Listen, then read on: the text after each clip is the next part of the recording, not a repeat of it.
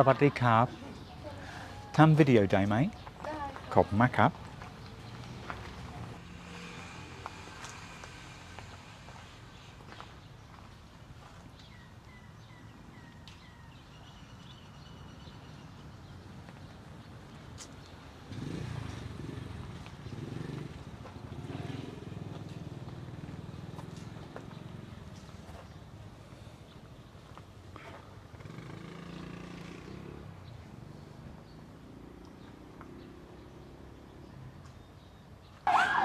Well, this is very interesting. I've just come into this lovely cactus place and I wanted to just have a look at the flowers and look at the plants. And I think I've stumbled across one of those places that you like to call a secret. Nobody's found it. This has been discovered by me and all of these other these words that people like to say on YouTube videos to get the number of clicks. Well, this is a discovery for me because I've not seen it before, I've not found it before. This is quite amazing. Well, the other day I did a video about the San Nay, which is the Calm Cafe just up the road, and I came to that coffee shop from the Hangdong Road, and I very rarely come down that road. Typically, I come north-south. I come across this junction in that direction. So really, it's one of the few occasions I've come down this road. And today, I thought I'd pop back and see the cactus. Well, little did I know that this place is here as well. Absolutely amazing. Now, as I said in the previous video about the coffee shop, this is only 2 kilometres from my home. And look at this. I didn't know this was here.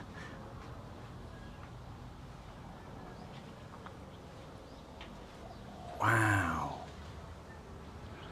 Oh wow, look at this place. Look, there's a pond over here. And there's a huge Bodhi tree in the middle.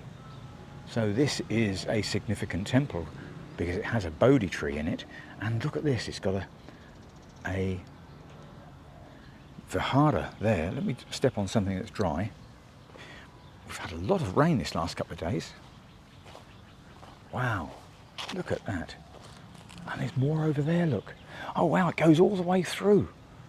Oh wow. This is not Wieng Kum Kam. This is not the stuff that I've been talking about recently in the last couple of years of the sunken ruins of Wieng Kum Kam, the Atlantis of Lanna. This is not attached to that. But look at the architecture on this. Look at that. Absolutely amazing. Beautiful. You can see there's a lot of renovation gone on, but you can also see a lot of the old stuff there. And you can see that this would have been a chedi, a stupa, with the little enclosure around it for people to walk around.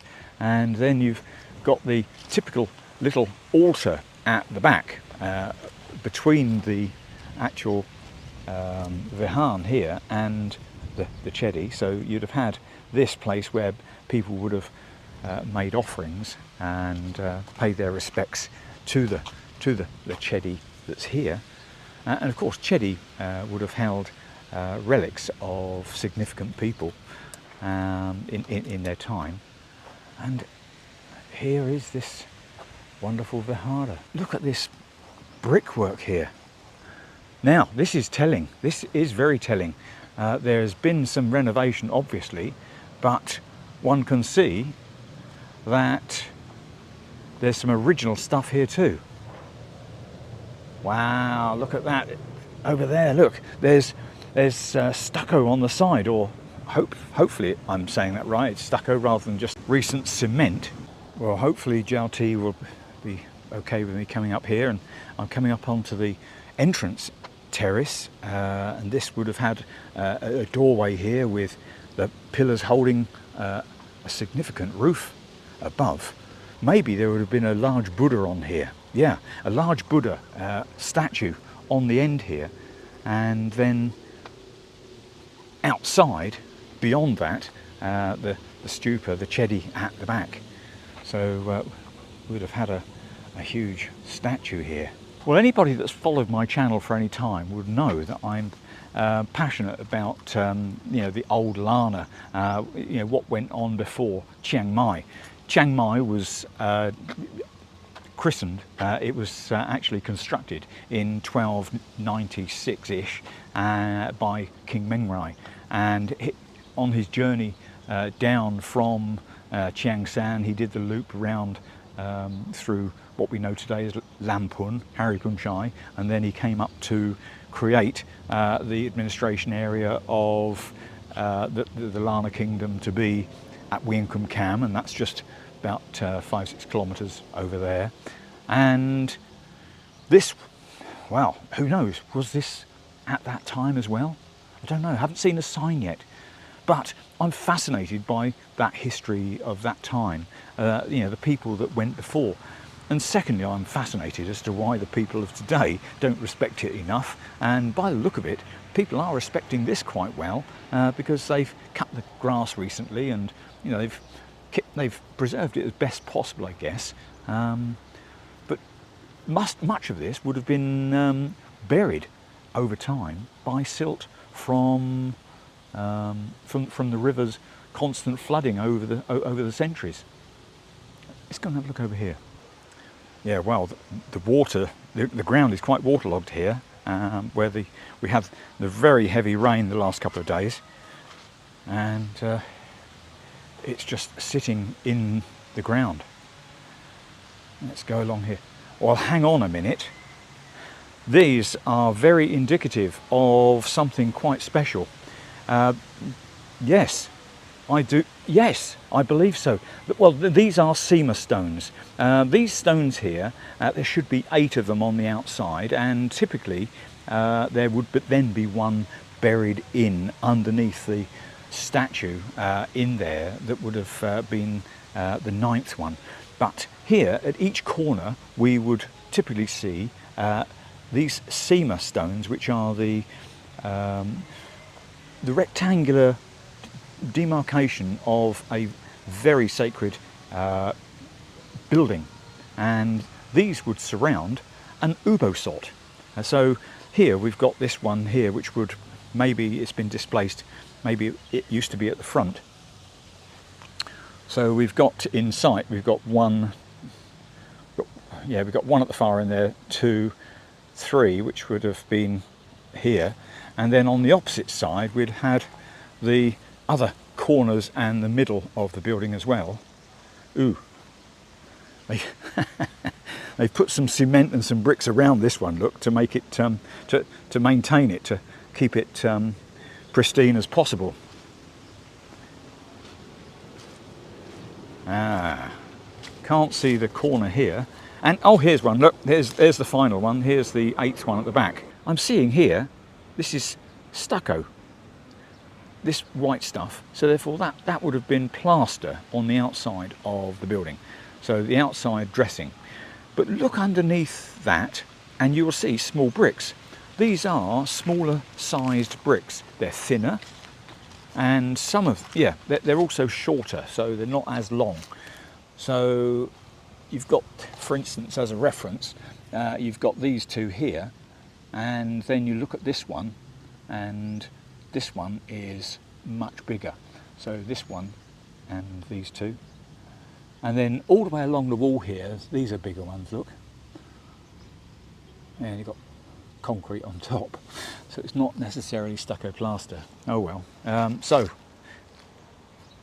that would suggest that perhaps, up to here would have been original, and then they've put the odd new one in to fill the holes in, but from there up would have been then new bricks with some old ones interspersed where they'd found them in the grounds, because often when you go to these old places that have been renovated, before they've been renovated, there have been piles of stones, piles of bricks just laid, kept in a heap from people collecting them over time, because this would have been underground.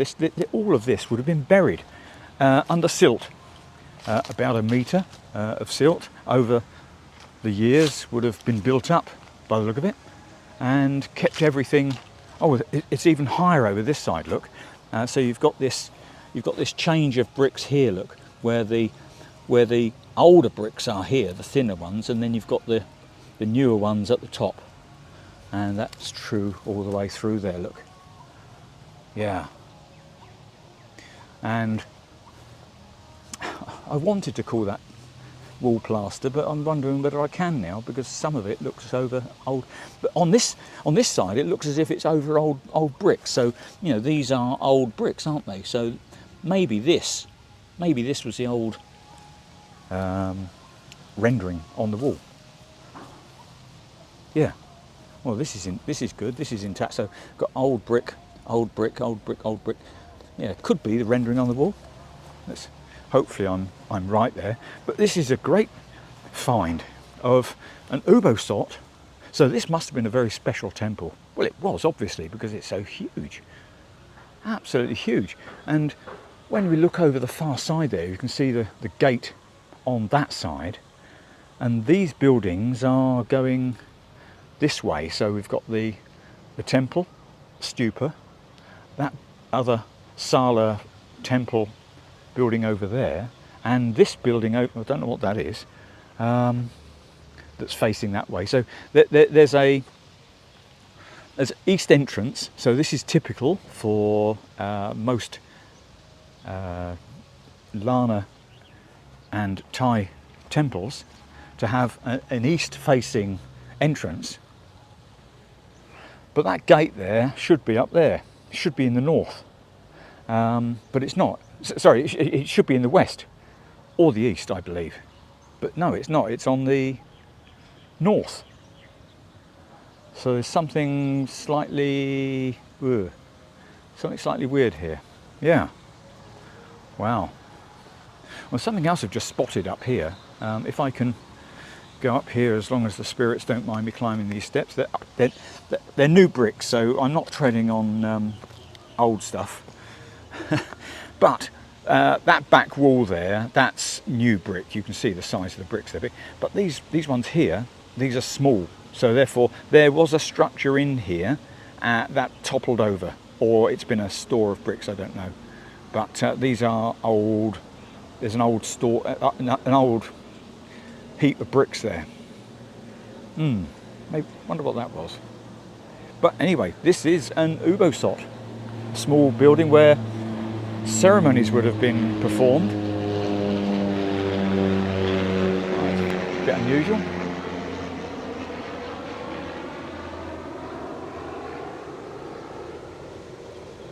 See two going at once. How fascinating. So yeah, an ubosot is where monks are ordained. So they go through the ceremony of having their hair cut, their body stripped of all hair, and then removing all of their human clothes, and then they come in here and they come out in white, and they spend an amount of time going through the learning, and then they finally dress in the monk's robes of orange. Oh, this is fascinating. There looks to be something over there. I'm going to go and have a look over there. Well, with my back to the sun now, it looks slightly different on camera, I'm sure. But we can now see that this is just some sort of plain building. We've then got this huge vihara with the pillars, which would have had a roof on because of the pillars supporting the roof. We've then got a gap with a little altar in front of that, which would have been then a stupa, a chedi with a square wall there, and beyond that is then another temple type building, which is a vihara, or whatever you want to refer to it as. It might be just a sala. And well, what's this? Don't know. Looks like something to do with Oak Island Money Pit. Oh, brilliant. Department of Fine Arts have done their usual thing. So this is called Wat Chang Nam. Well, Chang means elephant and Nam means water, so in keeping with the theme of the area, no doubt there would have been a lot of water around, as there is today. Chiang, there would have been lots of elephants maybe around, so typically temples got their names from something to do with the area or something in the area. So Chang Nam could have been, you know, a place where elephants were in the water, a water elephant. Chang Nam, that'd be interesting to look up, see whether there's something relevant about that elsewhere. So it's located in the west of the Ping River at Ban Ton Giao, Hangdong District, Chiang Mai Province. So good they named it twice. Its name and the record of construction are relatively unclear. Excavation by the Fine Arts Department in 2012 found these following buildings. So 2012, it doesn't actually say when it was first understood to exist. So this is a bit like Ueam Kum Kam, whereby for hundreds of years Ueam Kum Kam existed, but it was only excavated somewhere between 85 through to 2002. So this is relatively late in its excavation and some restoration. So they found 6 items or 6 building structures. One is the chedi, and there is only the lower base square plan with a terracotta path and low wall surrounding a pagoda. There's a vihara located in the east of the chedi, so that's the one, the main one with the pillars, which is rectangular plan. It has 2 extended bases at the front and one at the back, which points east. An ubosop, that's what we found with those Sema stones. The small rectangular building points to the south. There are 2 traces of construction and reconstruction, so it's been reconstructed over time. Monk's house, it is a rectangular plan which is located in the northeast and is divided to small rooms inside. A building in rectangular plan, it sets parallel with the vihara. It might be used for holding a ritual together with vihara. A pond is located in the northeast, so that's over the far side there. It's a trapezium plan, and the cell is fenced by bricks. All these words. There are also a well, a toilet, and 2 unknown usage buildings. All buildings are surrounded by the wall, which the main entrance points to the north, and its frame is decorated circa 21 BE. Lanna floral patterns, and I'll say with Lanna floral patterns. In addition, there are significant artifacts including part of Buddha images, sandstone, boundary markers, metal furnace and a tobacco pipe. So I guess what they're saying is they were found. These artifacts were found. So smart ass note for the day. The Gregorian calendar is 543 years behind the Buddhist calendar. So 2100, so therefore if we say less 543, that's somewhere in the region of 1600. So initially it doesn't look as if this is contemporary with Meng Rai, albeit that it could be contemporary with the end of inhabitation at Ueam Kum Kam, and therefore it could have been coexisting at the same period as the latter Ueam Kum Kam period. Wow. Could this be the monk's residence? Could be. Sawadee Krap. Thank you for letting us come and have a look around today. We hope we've not disturbed you, and we hope that you're accepting us to be here looking at this fine old temple and learning about the culture of Lanna and of Thailand. Well, I've just said a magic word there, Lanna. This is indeed Lanna, isn't it? This is a period of Lanna that this would have existed. This is not Thai per se, this is of Lanna period. And that is slightly different, as people will know from being Thai.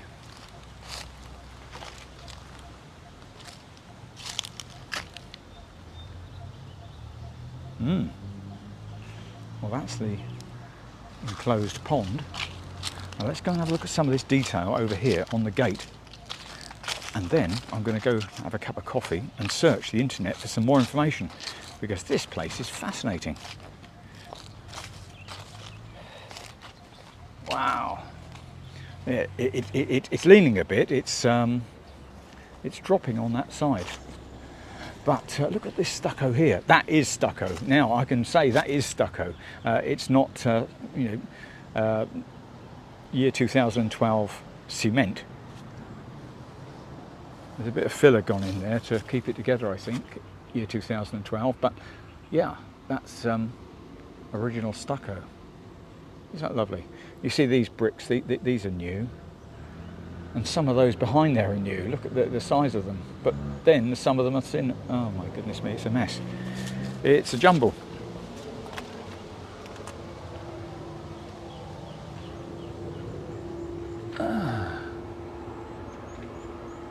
There's a bee's nest. There's another aircraft coming in.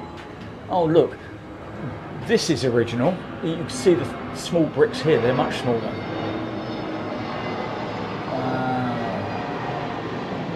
Some potter bees have been busy up there as well. Oh, very busy. And for people who don't understand what potter bees are, or potter wasps, these are individual wasps that come along and build these things and then put their babies inside. And then the babies break out and you see a little hole appear. So this one looks intact and there's no holes on the outside, so there is larvae in there growing from eggs. And if I look up here, there's a whole different thing, which is a bee's nest, and these little bees are busy doing what they're doing. Isn't that incredible?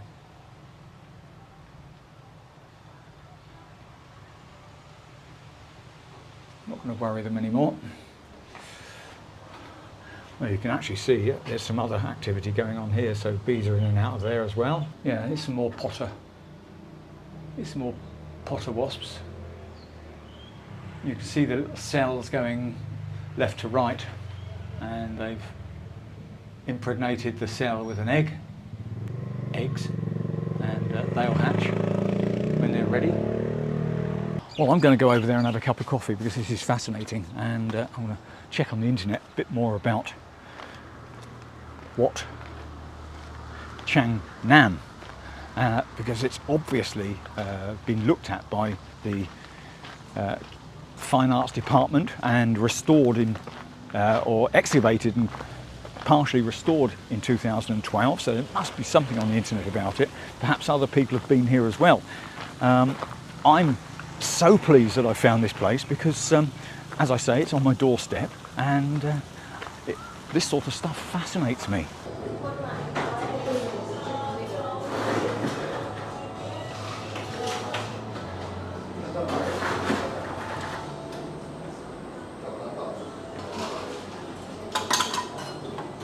£55 a dark roast.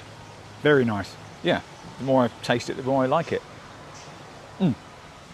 Okay, on the internet, I found a little bit about this place. It's a bit patchy, a bit sketchy at times, but it does appear to be somewhere around about 1300s, so therefore comparable with Meng Rai's period, through to the 1600s. So there's an awful wide bracket of occupation in this area. I believe it with a very, very, very, very small pinch of salt, But I believe, so somewhere between 12 and 1600. I also read there that's confirming my immediate vision or appreciation of the gate being on the side. Normally the gates are at each end, and typically in Lanna times you had east-west aligned buildings, and the gate was obviously welcoming people in and immediately into the entrance of the temple, into the vihara itself. So when we look at the gate over here on the right hand side there, it's actually juxtaposed the other main buildings that are over there. Could well suggest that the main thoroughfare was on that side and not on the east or west. So on the north side over here would have been the main thoroughfare, and that's where the road goes down today, just at the end of this pond here. So once again, there's somebody else has done a YouTube video on this some years ago. A lady walked around and explained it in Thai. That was very nice. So I'll leave a link to that in my description as well. Appreciate all her good words that she made about the place. Anyway, enough rambling. See you. Bye-bye. Aroy.